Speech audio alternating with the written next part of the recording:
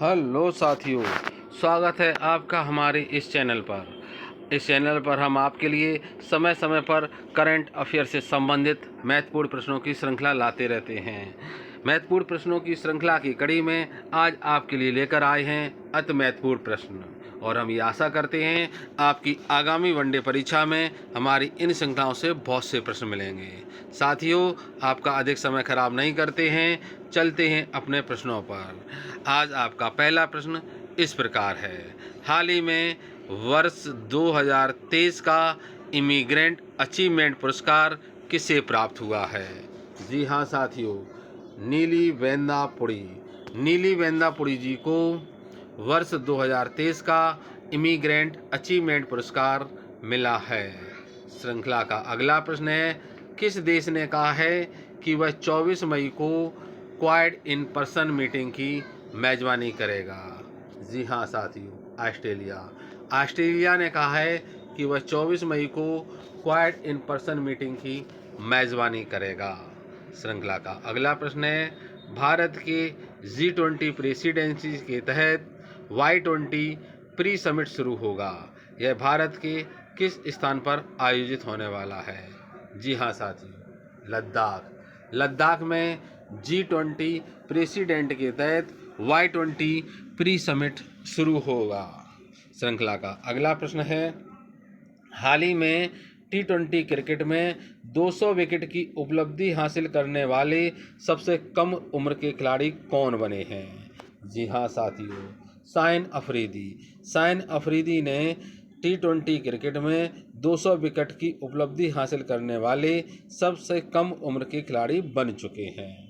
श्रृंखला का अगला प्रश्न है, किस व्यक्ति को nation association of software and service companies का अध्यक्ष नियुक्त किया गया है? जी हाँ साथियों, बहुत ही इम्पोर्टेंट प्रश्न, अनंत महेश्वरी। अनंत महेश्वरी जी को national association of software and service companies का अध्यक्ष चुना गया है।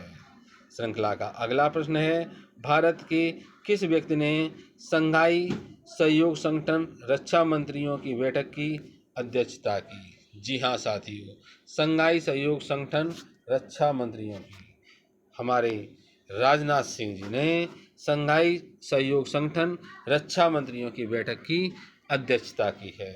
श्रृंखला का अगला प्रश्न है, कौन सा देश दूसरे उत्तरी सागर शिखर सम्मेलन की मेजबानी कर रहा है? जी हाँ साथियों, बेल्जियम।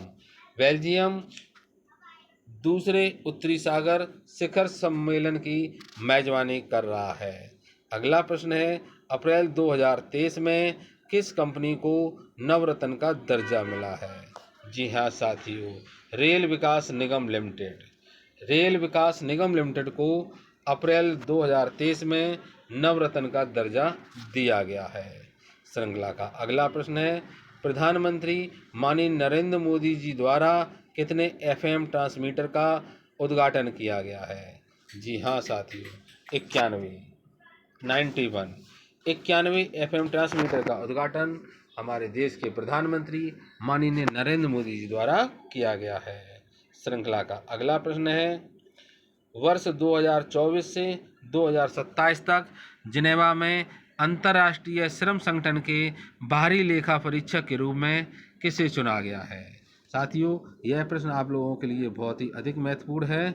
गिरीश चंद्र मुर्मू।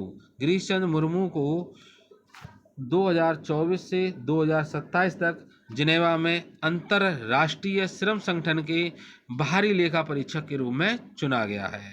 श्रृंखला का अगला प्रश्न है, आयुष्मान भारत दिवस किस दिन मनाया जाता है? जी हाँ साथियों, 30 अप्रैल। 30 अप्रैल को आयुष्मान भारत दिवस मनाया जाता है। श्रृंखला का अगला प्रश्न है, हाल ही में प्रधानमंत्री फसल बीमा योजना का कार्यान्वयन में कौन सा राज्य शीर्ष पर रहा है? जी हाँ साथियों, उत्तर प्रदेश। उत्तर प्रदेश प्रधानमंत्री फसल बीमा योजना के कार्यक्रम में पहले स्थान पर रहा है। श्रृंखला का अगला प्रश्न है, कौन सा देश फुटबॉल के लिए वर्ष 2027 में एशियाई कप की मेजबानी करेगा? जी हाँ साथियों, सऊदी अरब। सऊदी अरब फुटबॉल के लिए वर्ष 2027 में एशियाई कप की मेजबानी करेगा। श्रृंखला का अगला प्रश्न है, कौन सा देश हाइड्रोजन संचालित शहरी ट्रेनों को लॉन्च करने वाला एशिया का पहला और दुनिया का दूसरा देश बन गया है? जी हाँ साथियों, चीन हाइड्रोजन संचालित शहरी ट्रेनों को लॉन्च करने वाला एशिया का पहला और दुनिया का दूसरा देश बन चुका है। प्रश्नों की श्रृंखला में अगला प्रश्न है, अंबेडकर ए लाइफ पुस्तक के लेखक कौन है? साथियों, बहुत ही इम्पोर्टेंट प्रश्न है ये, एकदम आउट प्रश्न समझ लीजिए आप अपनी आगामी परीक्षा में। अंबेडकर ए लाइफ पुस्तक को हमारे शशि थरूर जी ने लिखा है।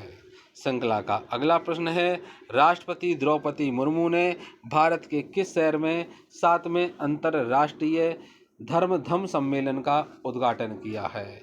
जी हाँ साथियों, भोपाल में राष्ट्रपति द्रौपदी मुर्मू जी ने 7वें अंतर्राष्ट्रीय धर्म सम्मेलन का उद्घाटन किया है। साथियों, अगला प्रश्न है, केंद्र सरकार की महिला सम्मान बचत प्रमाण पत्र योजना में कितने प्रतिशत ब्याज दर तय की गई है?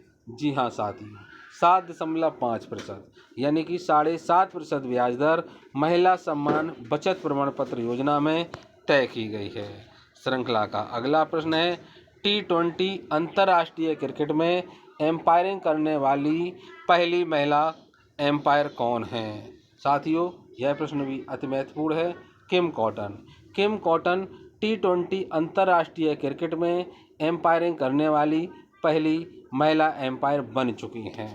श्रृंखला का अंतिम प्रश्न है, हाल ही में राष्ट्रीय डेयरी अनुसंधान संस्थान ने किस नाम से भारत की पहली गिर नस्ल की क्लोन मादा बछड़ा का उत्पादन किया है? जी हाँ साथियों, गंगा नाम की पहली गिर नस्ल की क्लोन मादा बछड़ा का उत्पादन किया है। साथियों, इसी तरह की महत्वपूर्ण प्रश्नों की श्रृंखला को देखने के लिए आप हमारे चैनल को लाइक करें, शेयर करें, सब्सक्राइब करें। Thank you.